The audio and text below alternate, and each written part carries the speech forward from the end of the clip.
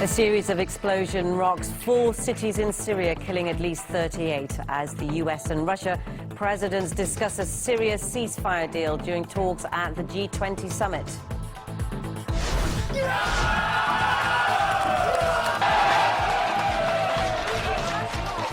A heavy blow to Angela Merkel and her party as her Conservatives lose second place to the anti-immigration right-wing AfD party in the Chancellor's own home state. They charged in my house and assaulted my son in his own little bed with a diaper on and a pacifier in his mouth. A mentally ill man is brutally assaulted by police in the US after a call about domestic violence in the house.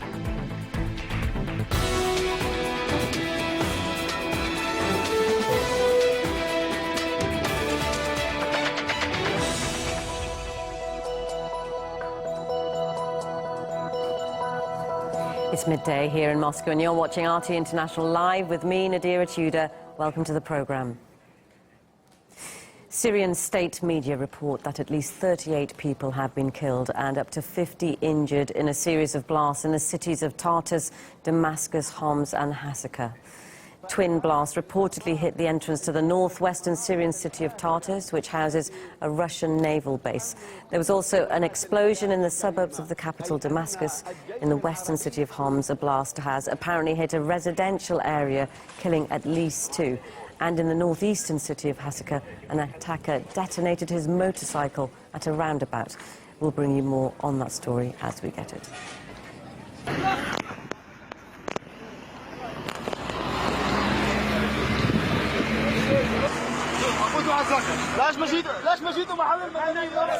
A major advance by Syrian government forces was made in Aleppo as they managed to retake a key facility from Islamists.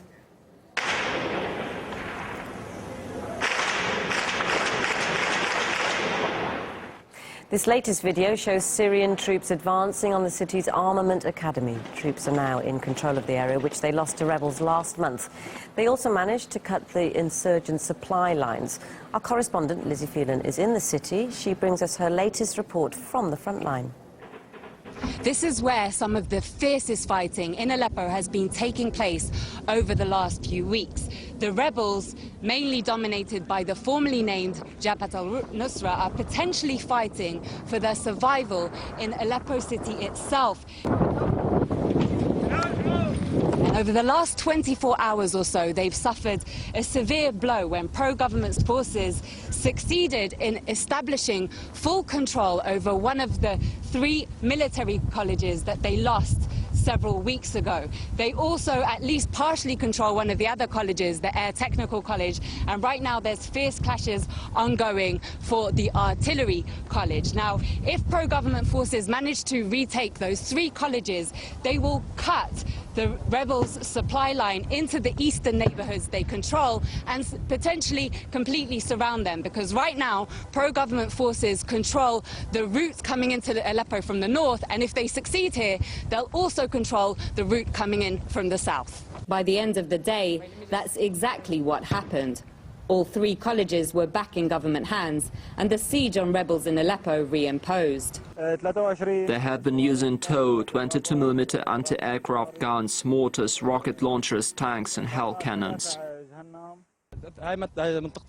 In front of us is the Sheikh Said neighborhood, which is the main gate to East Aleppo that is under the control of terrorists. Now, their supply route has been cut by the Syrian army, which has control of the colleges and has a base in the cement factory. Turkey's opening up of a new front to the northeast of Aleppo lured many of the city's fighters to new battlefronts and away from their ally al-Nusra, now renamed Fatah al-Sham, that used to benefit from Turkey's lax border policy, if not outright support, for all shades of Syria's opposition. Now facing complete eradication from historic Aleppo, once the country's biggest city and still the prize of the north of Syria, the government will be pushing for Fatah al-Sham's outright surrender and for civilians to evacuate, a strategy that's been heavily criticized by the West, but would finally allow almost 6 years of division in Aleppo to come to an end. Lizzie Phelan, RT, Aleppo. Now, to discuss the situation in Syria further, I'm joined by Ali Ritz, an expert on Middle East affairs. Firstly, thanks for joining us here on RT International. Now, all 4 cities have been hit by these explosions almost at the same time. Do you think, in your opinion, there's a possibility of a coordinated attack in those cities? Yes, indeed, there is a possibility that this is something coordinated because it's something unprecedented, you know, to have these attacks launched by terrorist groups on this large number of cities, Homs, Damascus, Hasaka, Tartus. I think an important factor we have to bear in mind is that Saudi Arabia in particular is the biggest loser out of the latest developments witnessed in Syria. You know, Turkey has changed its position quite a lot regarding its position in Syria. It stands towards the Syrian government.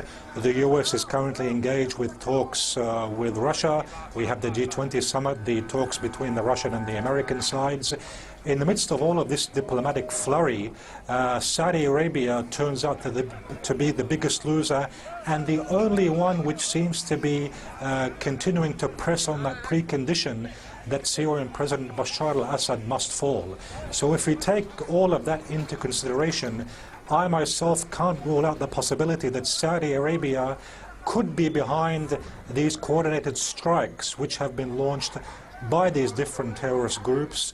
Also, of course, we have to remember that the fighting in Aleppo has not gone according to the wishes of the armed terrorist groups, has not gone according to the wishes of Saudi Arabia as well.